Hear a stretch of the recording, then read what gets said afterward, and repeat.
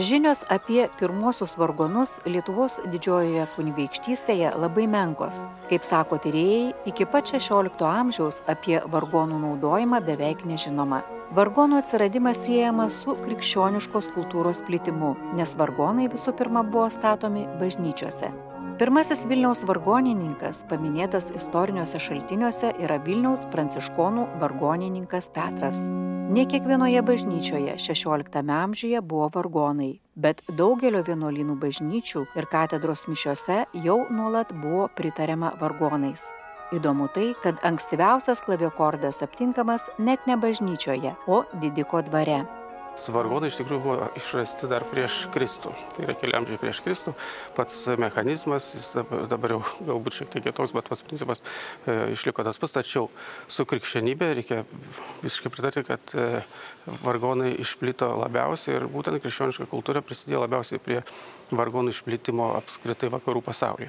Skirtingai nuo rytų bažnyčios, nuo stačiatikių cerkvių, kur su muzika yra kitas santykis ir kur vargonai neišplito, tačiau katalikų bažnyčiai, Romos katalikų, tai yra ir evangelikų, reformatorių, liuteronų bažnyčiose vargonai vaidino svarbu vaidmenį ir iš tikrųjų jie buvo patys didžiausi populiarintojai. 19-20 amžiuje vargonus jau galima rasti ir privačiuose dvaruose ir jie iš tikrųjų rengiami pasaulietiniai koncertai, jau nuo 18 amžiaus kuriami kūriniai, tačiau didžioji dalis su populiarinimu vargonų susiję yra su kaip tik su krikščioniška kultūra. Neišimtis ir Lietuvoje, iš tikrųjų po krikšto priėmimo, jau 15-16 amžiuje, nebejotinai Lietuvos bažnyčiose pasirodo pirmieji vargonai, jie buvo tikrai kuklesni, tikrai netaip išplitę ir netokie populiarūs, tačiau buvo tie pirmieji amžiai, kuomet vargonų kultūra skverbėsi į Lietuvą.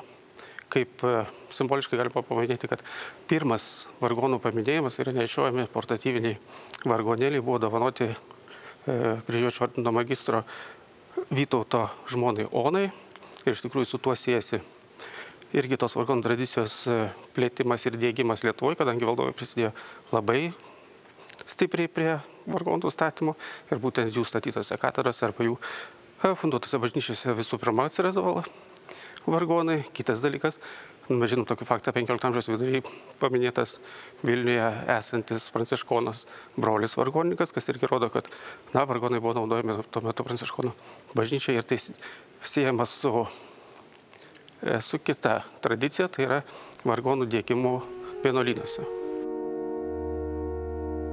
Naują impulsą vargonų plitimui Lietuvos didžiojoje kunigaikštystėje turėjo katalikiškoji reforma 16 amžiaus pirmoje pusėje, 17 amžiaus pradžioje, kai vargonai jau buvo įrenginėjami daugelyje bažnyčių. Kartu su vargonais buvo pasirūpinta ir vargonininko išlaikymu, užtikrinant patarnaujančio asmens buvimą prie bažnyčios. Minimų laikmečių tokios fundacijos ypač dažnas reiškinys. Žvelgiant į istorijos šaltinius, iš tikrųjų galima brėžti tokią ribą labai aiškę tarp 15-16 amžiaus vienoje pusėje ir 17-18 amžiaus kitoje pusėje. Kai iš ankstyvo laikotarpio iš tikrųjų turim tik tai pavienės žinias ir galime daugmaž orientuotis apie vieną ar kitą faktą, tai tuo tarpu jau 17-18 amžiaus ir visų pirma bažnyčios istorijos šaltiniai, tai yra su bažnyčiom susiję šaltiniai, leidžia kalbėti išsameu ir daryti tokius jau apibendrinimus, kokie procesai vyksta Lietuvoje ir kas čia dirba, ir atsiranda ir pavardės, ir meistrai, ir vargonininkai, ir panašus dalykai. Tai šiuo atveju, iš 15-16 amžiaus mes galime tik įsivaizduoti, kad tie vargonai buvo, ta vartojimo kultūra tik tai buvo diegiama ir tikrai toli gražu ne kiekvienoje bažnyčiai stovėjo vargonai, tuo tarpu 17 amžiuje jau matome iš įvairių vizitacijų, iš inventorių aprašymų, kad daugumoje bažnyčių jau stovėdavo kad ir kuklus, kad ir nedideli, bet naudojami vargonai. Ir iš tikrųjų šitoje vietoje mes susidurėm su kita problema 17 amžiuje, tai yra vargonų tarsi jau ir padaugėja bažnyčiose, tačiau ne visada yra kam jais groti. Kartais patys vargonai kaip instrumentas stovi sugadintas, neveikintas, kartais nėra vargonininkų, nes patys vargonai patys negroja, reikalingas ir asmuo, kuris galėtų jais naudotis. Tai 17 amžiaus pradžioje ir tas procesas prasideda jau 16 amžiaus pabaigoje į fundacijas bendras bažnyčioms, arba atskirai užrašomos fundacijos, arba tokie dovanojimai, skirimai atsiranda prie bažnyčių, prie parapinių bažnyčių skirimai vargonininkams išlaikyti. Vargonininkas buvo neatsiejamas nuo vargonų, jo užsiėmimo nevaržė luomų apribojimai. Bažnyčios tarnautojų galėjo būti ir bajorai, nors amatų verstis bajorams buvo draudžiama. Toks terminas kaip vargonų meistras dažniau imtas naudoti tik XVI amžiaus pabaigoje. Vargonininkui tekdavo ne tik vargonuoti mišių metu, bet ir išmanyti amatą, vargonus remontuoti ar net atlikti vargonų įrengimo darbus. Iš tikrųjų labai vertiname žinias XVI-XVII amžiui apskritai apie vargonininkus dirbančius. Kadangi tai yra dar laikotarpis, kada pats vargonininkas dažnai aptarnauja savo vargonus, kuriais pats groja, jis pats pameistrauja, jis pats pasitvarko, jis pats pasiremontuoja. Iš tikrųjų apie vargonų meistrus net XVII amžiui turime labai pavienių nedaug žinių ir kaip tam tikrą tokį vieną ankstyviausių faktų galime paminėti.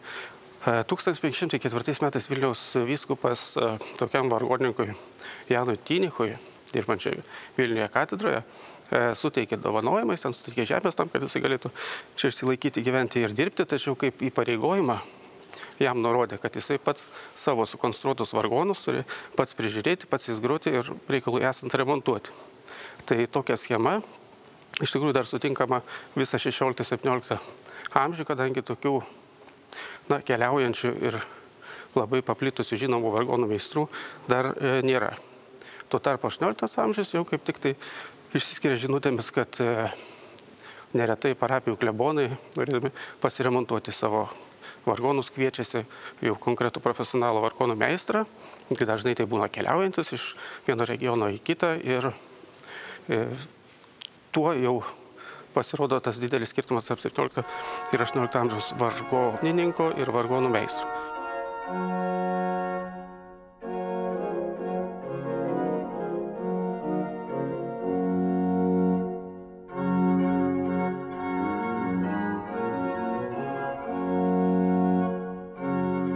Spėjama, kad vargonų meistro ir vargonininko profesijos vėliau išsiskiria.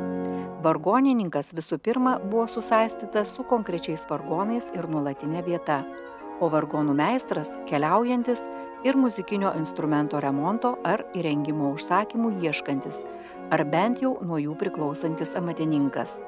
Natūralu, kad geriausi meistrai apsistodavo Vilniuje, nes smulkesni užsakymai būdavo provincijoje. XVIII amžiuje iš tikrųjų mes susidurime su dviem vargonų meistrų tokiais tipais. Tai vienas, kur keliaujantis po provinciją, kur patvarkantis, paremontuojantis kartais net ir sukuriantis vargonus. Pavyzdžiui, yra žinomas Kielcų, čia turbūt Lietuvos Didžiosios kunigaikštystės rytinėse, dabar žemėse Baltarusijoje, parapijos klebono toks pasisakymas, kad štai 1715 metais pasamdžiau vargonų meistrą, ten Joną Tarkievičių, kuris man pastatė vargonus už 400 auksinų, bet tokių vargonų aš norėdamas įsigyti, pavyzdžiui, Karaliaučiui, tai net už 1000 negaučiau. Tai reiškia, yra tokie vargonų meistrai, kurie keliauja iš vienos vietos į kitą ir dirba. Kitas dalykas yra su vargonų meistrais didžiosiuose miestuose. Tai jau 17 amžiaus antroje pusėje Vilniuje žinomas toks Marekas Ventas, kuris čia dirbo ir, pavyzdžiui, turėjo labai didelį užsakymą iš pranciškonų vienuolyno. 18 amžiuje tokių vargonų meistrų ne tik tai pagausėja, bet jų netgi atsiranda atskiros šeimos, atskiros dinastijos. Nuo 18 amžiaus Vilniuje ne tik atsiranda nuolat gyvenančių vargonų meistrų, bet ir išsiskiria meistrų dinastijos, kurios sukūrė išskirtinį Vilniaus vargondirbystės mokyklos stilių. Minimos Celių ir Šelių giminės Vilniuje bei su ja susigiminiavusių Jansonų viešpatavimas vargonų meistrystėje. Beje, dėl panašaus skambėjimo Celiai ir Šeliai net buvo laikomi tos pačios giminės atstovais. 18 amžiaus vidury, pirmas paminėjimas gal 1737, Vilniuje įsikūrė, arba, tuo metu jau dirba vargonų meistras Arentas Gerhardas Celė ir vėliau po jo amatą paveldėjo jo abudu sūnus. Jo žmona, vyriausia dukra ištekėjo už kito atvykusio meistro Jansono, kuris irgi vargonų meistras. Jansonas su dukra vėl turėjo sūnų, kuris irgi užsiiminėjo vargonų meistrystę. Šalia dar buvo irgi atvykę iš Vokietijos giminės Šeliai, tai tėvas ir sūnus, kurie irgi užsiiminėjo vargonų meistrystę Vilniuje. Ir iš tikrųjų susidaro tokia situacija, kad Vilnius tampa 18 amžiaus antroje pusėje tokio vargonų meistrystės, vargonų gaminimo mokykla, tokia kultūrinė terpė. Man sunkiau pasakyti iš tos muzikinės pusės, ar jinai kažkuo tai išsiskiria, galima jos nurodyti specifiką, tačiau kaip toks amatininkų, kaip kultūrinis darinys, tai neabejotinai 18 amžiaus antroje pusėje Vilniuje egzistuoja. Įdomu yra tai, kad dažniausiai mes šiandien įvairius meistrus arba įvairias paslaugas siūlome ir siūlomas paslaugas žvelgime kaip į tam tikrą konkurenciją. Tai tarp šių meistrų Vilniuje dirbus 18 amžiaus antroje pusėje praktiškai konkurencijos nebuvo, nes jie iš dalies buvo susigiminėję, iš dalies vieni pas kitus vaikščiodavo į krikštynas, santuokas ir panašiai. Tuos darbus pasidalindavo, bet neabejotinai ta kokybė irgi atsispindėjo tiek jų atliekamuose darbuose, tiek užsakymų gausume ir galbūt galėtume kalbėti ne apie konkurenciją, bet apie tam tikrą monopoliją, kuri paskui atsiliepia ir kitiems darbams.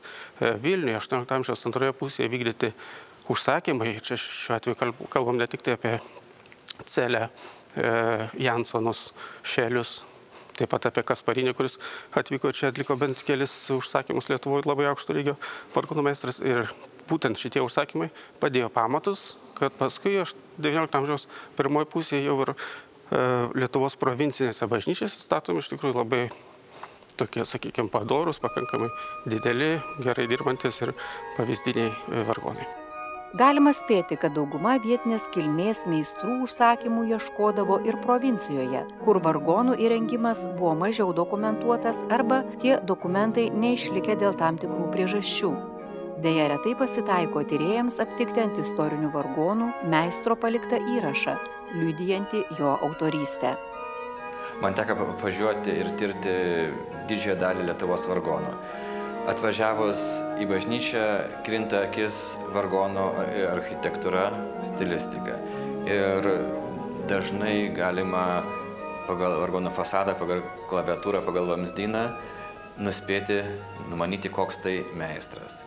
Tačiau yra tokių vargonų, kur autorystė yra nežinoma nei dokumentaliai, nei hipotetiškai. Nes tuo metu dirbusių meistrų darbo stilius, darbo braižas panašus ir vienu metu pas keletą meistrų galėjo dirbti tas pats stalius ar vargonų vamzdininkas, kuris dirbino vamzdelius. Dar vienas toks pastebėjimas, kad liuteroniškose bažnyčiose ir liuteroniškose kraštuose apskaita dokumentų yra tikslesnė ir aiškiau galima nustatyti, kas sukūrė vargonus. Pas katalikus yra dažnai nurodomas tik tais mecenatas, kuris davė pinigus, o kas padirbino vargonus, altorius, paveikslą, tai nėra svarbu, tai buvo amatininkas. O pas liuteronus, pas vokiečius viskas yra išrašyta dokumentaliai. Manyčiau, kad tai susiję ir su mokesčių vengimu, kaip ir šiais laikais. Nes pagal tai, kiek mes žinome, kad vargoną pastatė konkretus meistras, jo sumokėti mokesčiai į Vilniaus miesto iždą yra per menki. Tai aš darau prielaidą, kad kai kurie amatininkai nesiafišuodami, nenorėdami mokėti mokesčių ir dirbindami vargonus provincijos bažnyčiai, likdavo nežinomi ir tokiu būdu sutaupydavo mokestinę naštą. Kalbant apie istorinius vargonus, nemažiau įdomu, o kiekgi kainuodavo vargonų pastatymas. Tyrėjai sako, kad vargonų kainos skirtingų laikų labai įvairavo. Žinoma, jos labiausiai priklausė nuo instrumento dydžio ir nuo kokybės. Šis instrumentas visada kainuodavo nepigiai. Kalbant apie vargonų dydį, jis vėlgi labai skiriasi, kurie buvo statomi didelių vienuolynų bažnyčiose, katedrose, dideliuose miestuose arba provincijai. Tai iš tikrųjų, tie nešiojami portatyviniai vargonėliai galbūt sunkiai galėjo atlikti didesnę funkciją bažnyčiose, galbūt kažkur tai koplyčiose ar privačiuose rūmuose ar rūmų koplyčiose. Į bažnyčias vis tiek buvo statomi jau šiek tiek didesni. Dabar, kalbant apie provincijų bažnyčias, tai 17 amžiaus pirmoje pusėje, sakykime, tai dažniausiai yra nedideli vargonėliai, 4-12 balsų. Tai tokie santykinai kuklus, bet jeigu jie tvarkingai groja, pilnai turi atitikti visus lūkesčius ir pritarti akompanuoti liturgijai.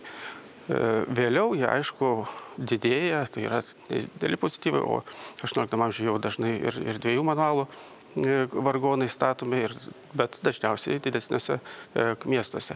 Kainos vėlgi labai sviravo tų vargonų, jeigu mes vertinsim pagal įkainį, tai provincijai dažniausiai būdavo mokama 250-500 auksino ir tokie vargonai tikrai atitikdavo provincinės parapinės bažnyčios funkcijas, nors kartais iš tikrųjų sumokėdavo ir didesnės sumas, pavyzdžiui, 1000 ir daugiau auksino.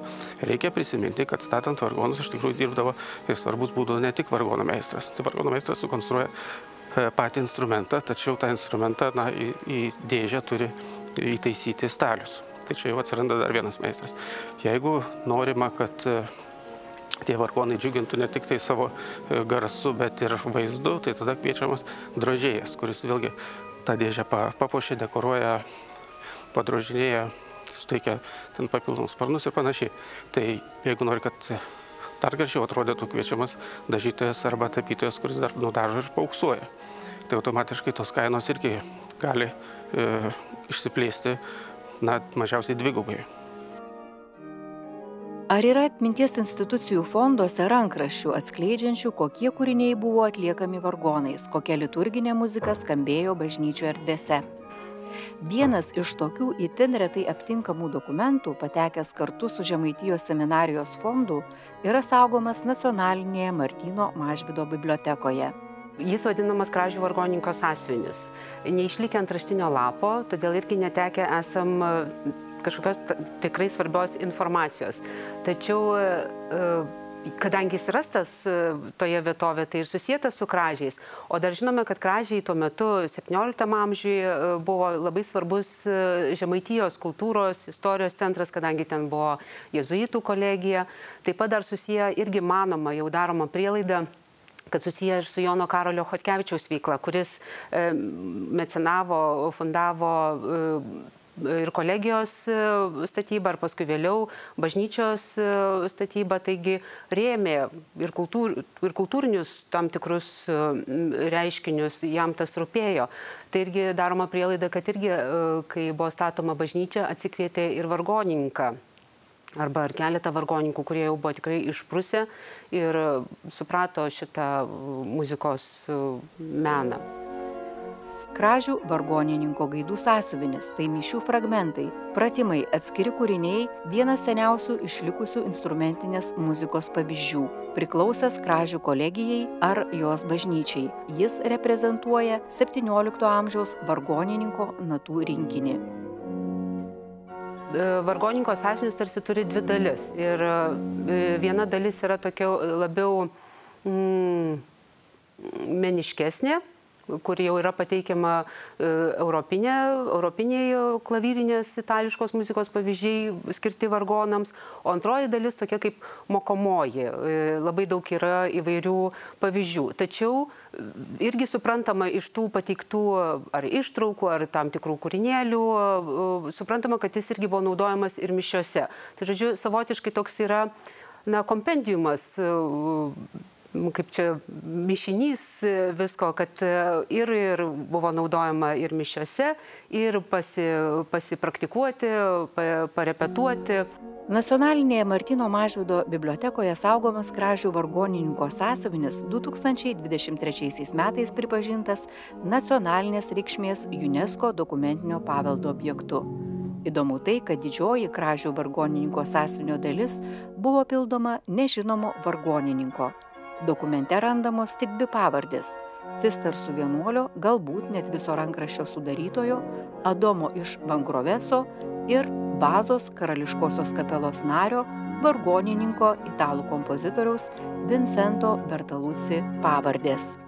Šitas rankraštis buvo naudojamas, kaip matom, per visą 17 amžių. Vadinasi, gal buvo ne vienas vargonininkas ir matosi ir skirtingas braižas, ir jis buvo pildomas, taisomas, sakykime, buvo kūrinys užrašytas ir matoma, kad jis papildytas.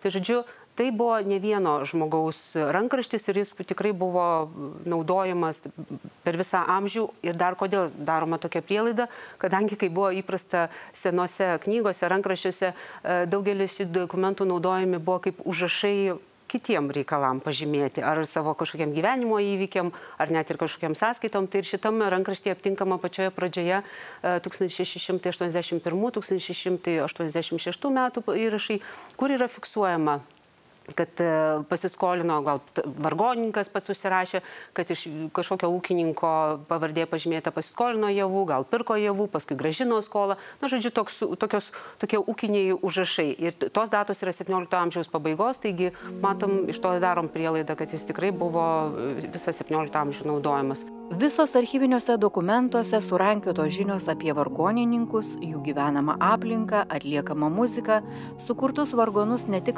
padeda atkurti Lietuvos vargonų istorinę raidą, Lietuvos didžiosios kunigaikštystės muzikinės kultūros fenomeną. Ši informacija labai aktuali restauruojant istorinius vargonus, kadangi mūsų dienas pasiekė tik koks 100 barokinių instrumentų, galinčių liudyti senovės meistrų kūrybiškumą. Ir dauguma jų dar laukia savo restauravimo laiko.